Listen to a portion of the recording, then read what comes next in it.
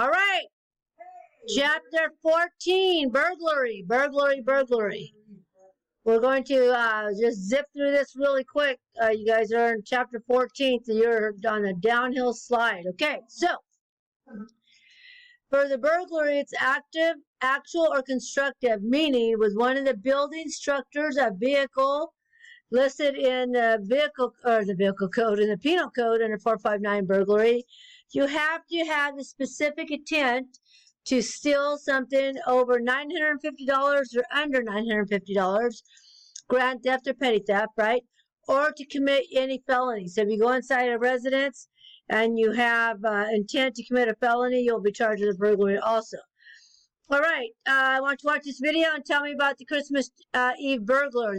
What do you think about this guy if he was inside your house, right? And at what point does it become a burglary? That's part of your assignment there. So the offense is complete the moment entry is made, right? If you have the intent to go in and steal, the offense for burglary is complete the moment entry is made, as long as you can prove, like I just said, entry was made with the required intent to burglarize the residence, right? Don't have to actually move, take, or remove any property from the vehicle or into the residence. Even once they're in, the suspect's like, oh, kick the door open, you know, he's going to go in. Still, it's like, oh, there's nothing in here, so I'm out of here. He still can get charged with the burglary because his intent was to go in and burglarize, right? Obviously, there's exceptions to every rule. You can't burglarize your own residence unless you no longer have legal standing there, or rental property. You can't burglarize your own rental property unless you no longer are abiding by the rental agreement. You can, though, be charged for theft and vandalism inside the property. Okay? Because it's not yours, you're renting it from other people. Example, you can be charged for burglary from a store, right? You go in, you don't have any money at all. You go in and you steal a bunch of items and you walk out without paying for it. The intent can be proven by the fact that you didn't have any money on you, no credit cards or anything like that, so you can be charged for burglary.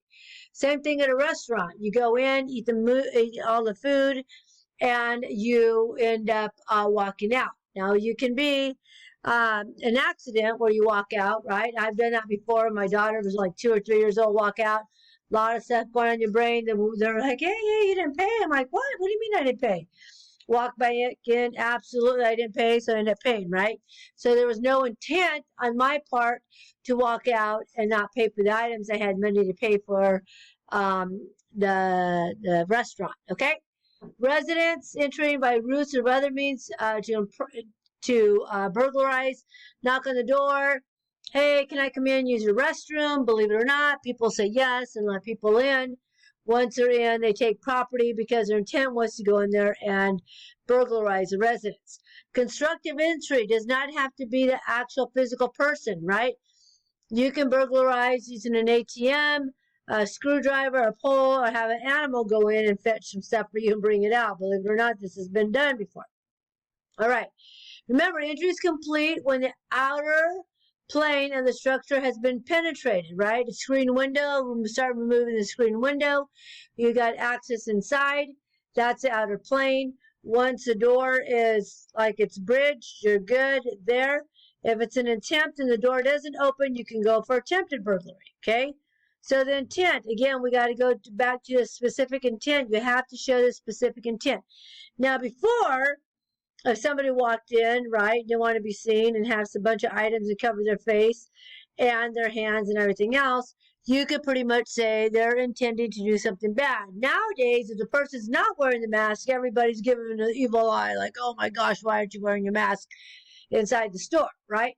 It is amazing to me sometimes how you forget your mask and you're sitting around standing there like I do for Starbucks for my daughter, and people are all staring at me and I'm like, oh, I don't have my mask on. And before, if somebody walked in with a mask, they'd be like, holy smokes, everybody spin their hands up because they're there to rob that place, right? Now that's not the case. However, you go to the store and you got all these bags and you're starting to put a bunch of merchandise inside your bag and leave, you're making no attempt to pay for the items, you can be caught for burglary, okay? And then if you enter into one of the establishments, commit any of those felony. Woo, bless me. Sorry about that.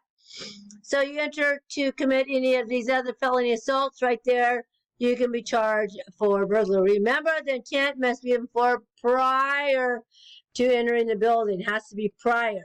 Okay.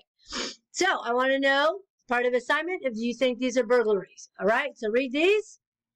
Tell me that if they're burglaries or not. There's 2 of them right there. So let me know when you submit your assignment. Also, here's 2 more here.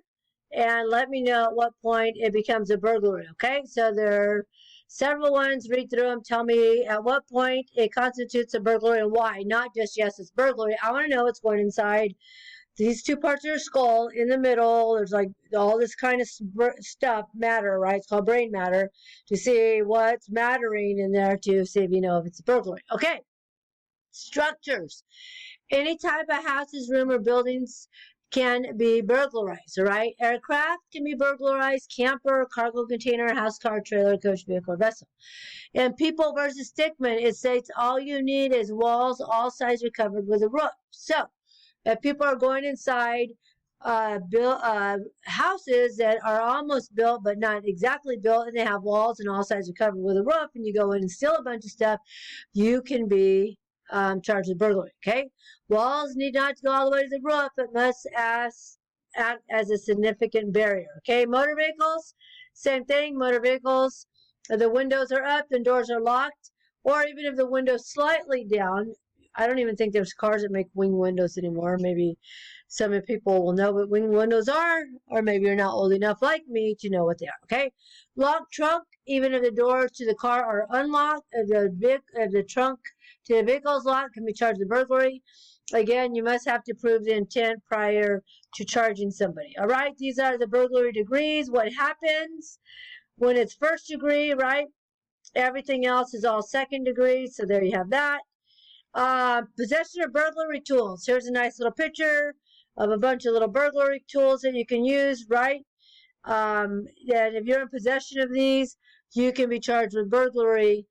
And then also I want you to watch this video and tell me what you think about the possession of burglary tools. If a guy just has spark plug blades and they are not broken yet, can I charge him with possession of burglary tools? Tell me yes or no. And persons other than a peace officer engaged in the performance of a duty forcibly enters a dwelling, house, cabin, building, occupied, or constructed for occupation without consent of the owner, or any damages, injuries, destroys any property of value, you can be charged with 603 forced entry. All right, that's it. See you guys next week. Hang tough. Bye-bye. You're almost done. Big lights, getting bigger, bigger, bigger. Almost at the end of the tunnel. Hang in there, hang in there, hang in there. You guys can do this. Bye-bye.